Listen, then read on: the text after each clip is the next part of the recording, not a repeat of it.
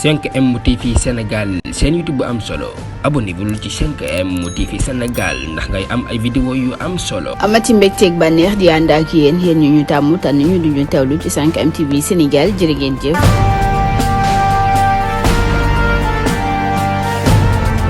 mbokk internet yu 5M TV Sénégal dal leen jàmm ci seen chaîne bile jotaayu xibaar yi ñu tàmbalee ko rek ak journaliste bi di Pape Alé Niang la mu gis sax ginnaaw déclaration bi nga xam ne rek njiitu réew mi Macky Sall daal dina koy def rek jëm ci ñetteelu mandaawam bile moomee njiitu réew mi rek nga xam ne rek waxoon na fi jëm nag ci ni nga xam ne rek noonu la réew mi tëddee jëm itam ci nag premier mandat bi nga xam ne rek amoon na ko muy wax ne nag mu ngi ko doon jeexal rek ci atum 2019 rawatina nag ci weeru mars ak avril atum 2019 di wax ni boobee sax la ñu bëggoon mooy rek ci wàllu constitution bi jëm itam ci wàllu référendum bi lee muy wax ni sax loolee li tax ñu defoon ko mooy rek daal di noppiloo nit ñi jëm ci bile nag débat ci noonu sax gis na ni majorité bi dafa féete woon ci moom ca na mu doon defaree rek rawatina peuple bi nga xam ne rek fi mu nekk nii taxaw nañu temb rek daal di booloo ngir nag mën a topp li nga xam ni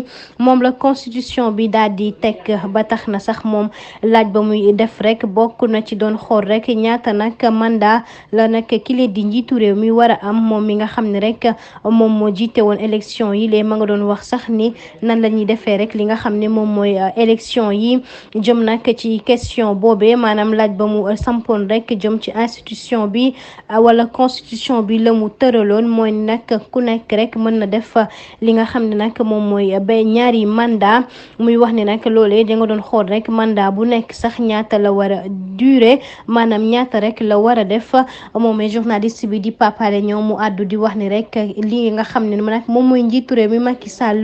lii nag la doon wax ni nag benn président de la république rek moomee war na mën a def rek li nga xam ni moom mooy ñaari mandat kon nag buñ ko falee ñaari yoon rek la mu war kay mooy mu def rek li nga xam ni moom la war a def fii ci réew mi ndax gis nañu ki leen di Abdoulaye Wade jamono ja nga xam ne rek faloon nañ ko ci atum 2000 waaye itam moom dañ ko waxoon ni ko rek mënatul def nag li nga xam ne moom mooy ñetteelu mandat bile maanaam nag mandat bi rek ci ñaari at ci ñaari yoon rek la mën a yem ci loolee sax nag mu jëm ci wàllu intellectuel politique ba tax na sax dañuy delluwaat rek ci ki nga xam ne moom mooy président Abdoulaye Wade moom ba mu taxawee rek ñu ni ko du fi amee nag ñetteelu mandat loolee mënul nekk te duñ ko nangu benn yoon ba tax na sax journaliste bi loolu waral nag muy wax ak njiitu réew mi Macky Sall di ko wax ni rek na dellu siwaat xelam xool nag situation réew mi nu mu demee ndax ñi nga xam ne rek ñoom ñoo nekk ci ay noppam di ko puus rek ngir mu amal ñetteelu mandat dañ koo bëgg sànq rek